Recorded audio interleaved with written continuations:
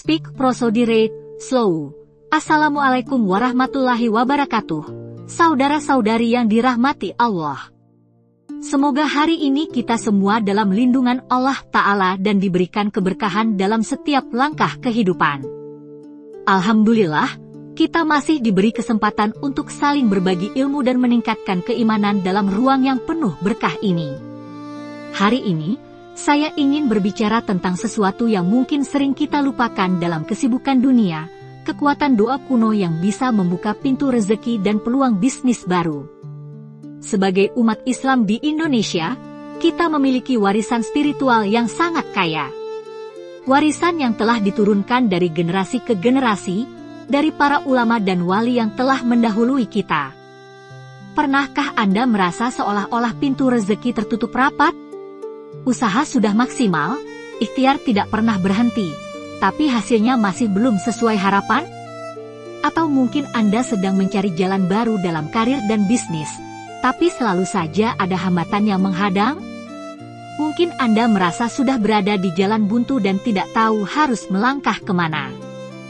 Jika itu yang Anda rasakan, maka pembahasan kita hari ini mungkin adalah jawaban dari Allah untuk Anda.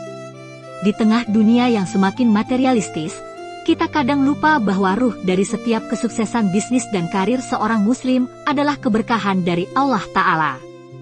Para leluhur kita di Nusantara memahami betul hal ini. Mereka mewariskan doa-doa yang menggabungkan kekuatan spiritual Islam dengan kearifan lokal yang telah terbukti membuka pintu-pintu rezeki. Doa kuno yang akan kita bahas bukanlah semata-mata tentang meminta kekayaan materi. Ini lebih dalam dari itu. Ini adalah tentang membersihkan hati dan niat, menjernihkan pikiran, dan membuka mata batin kita untuk melihat peluang yang Allah telah sediakan di sekeliling kita. Seperti yang disebutkan dalam hadits, sesungguhnya Allah itu baik dan hanya menerima yang baik. Maka dengan doa ini, kita menjernihkan niat dan memastikan bahwa rezeki yang kita cari adalah rezeki yang halal dan barokah. Para wali songo, khususnya Sunan Kalijaga, mengajarkan konsep ilmu untuk kesejahteraan. Beliau memahami bahwa spiritualitas Islam bukan hanya tentang ibadah ritual, tetapi juga tentang bagaimana kita berinteraksi dengan dunia material dan mencari rezeki. Doa yang beliau ajarkan menggabungkan zikir hati dengan kesiapan untuk melihat dan memanfaatkan peluang. Dalam tradisi pesantren di Jawa, doa pembuka rezeki sering dikaitkan dengan konsep fatahna atau pembukaan. Ada sebuah keyakinan bahwa ketika Allah membukakan pintu hati seseorang, maka pintu-pintu rezeki juga akan terbuka lebar. Seperti yang tercantum dalam Al-Quran, barang siapa bertakwa kepada Allah, niscaya Dia akan mengadakan baginya jalan keluar dan memberinya rezeki dari arah yang tidak disangka-sangka. Doa kuno untuk membuka kesempatan bisnis ini memiliki beberapa tingkatan. Pertama, adalah tingkatan pembersihan hati. Kita membersihkan hati dari sifat-sifat yang menghalangi rezeki seperti dengki, iri hati, dan tamak. Kedua, tingkatan penguatan tekad dan niat. Kita menguatkan niat bahwa bisnis yang kita jalankan bukan semata-mata untuk kepentingan duniawi, tetapi juga sebagai bentuk ibadah dan hikmat kepada masyarakat. Ketiga, tingkatan keterbukaan mata batin untuk melihat peluang yang Allah hadirkan. Izinkan saya berbagi kisah nyata tentang kekuatan doa ini.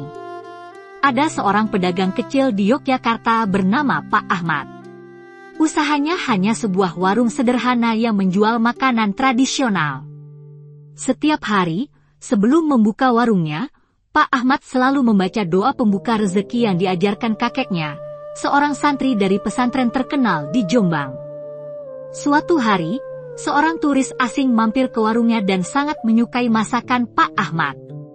Turis tersebut ternyata seorang pengusaha kuliner yang sedang mencari produk otentik Indonesia untuk diperkenalkan di negaranya. Dari pertemuan yang tidak disengaja itu, terbuka peluang bagi Pak Ahmad untuk mengekspor bumbu masakannya. Dalam waktu 2 tahun, usaha kecilnya berkembang menjadi perusahaan yang mempekerjakan puluhan orang dari lingkungan sekitarnya. Ketika ditanya apa rahasianya, Pak Ahmad dengan rendah hati mengatakan, Saya hanya istiqomah berdoa dan berusaha. Allah yang membukakan jalan.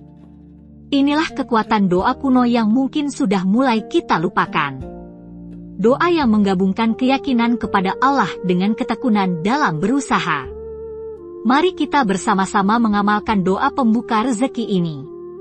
Saya akan membacakannya perlahan, dan Anda bisa mengikuti dalam hati. Bismillahirrahmanirrahim. Ya Allah, pembuka segala pintu yang tertutup, penunjuk segala jalan yang tersembunyi. Bukalah mata hatiku untuk melihat peluang yang Engkau hadirkan di sekitarku. Jernihkan pikiranku dari keraguan dan ketakutan. Kuatkan tekadku untuk melangkah di jalan halal yang Engkau ridhai. Ya Allah, jadikan usahaku sebagai jalan ibadah kepadamu dan khidmat kepada sesama. Berikanlah aku rezeki yang halal dan barokah, yang memberikan manfaat bagi diriku dan orang-orang di sekitarku. Amin ya Rabbal Alamin. Silahkan renungkan doa ini sejenak dalam hati Anda.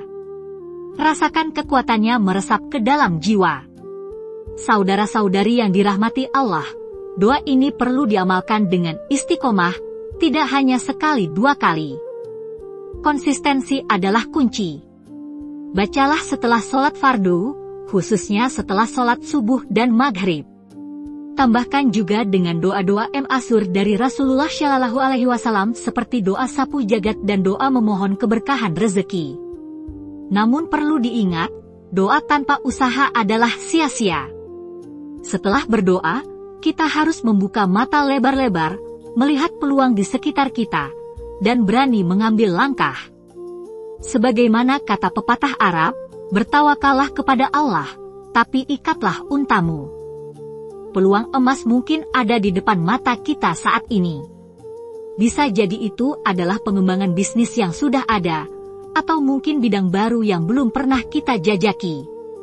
Yang penting adalah kita membuka hati dan pikiran untuk melihat dan menangkapnya. Dalam mengakhiri pembahasan kita hari ini, saya ingin mengajak Anda semua untuk kembali menghidupkan tradisi spiritual para pendahulu kita. Di tengah dunia yang semakin materialistik, kita perlu menyeimbangkan ikhtiar duniawi dengan kekuatan spiritual. Inilah jalan tengah yang diajarkan Islam, agama yang rahmatan lil alamin.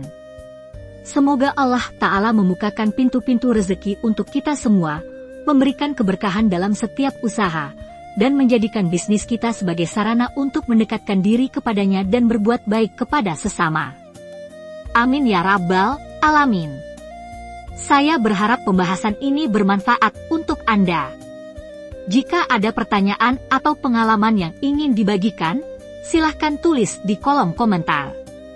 Mari kita saling berbagi ilmu dan pengalaman untuk meningkatkan kualitas spiritual dan material kita bersama. Wassalamualaikum warahmatullahi wabarakatuh. Prosodi Speak.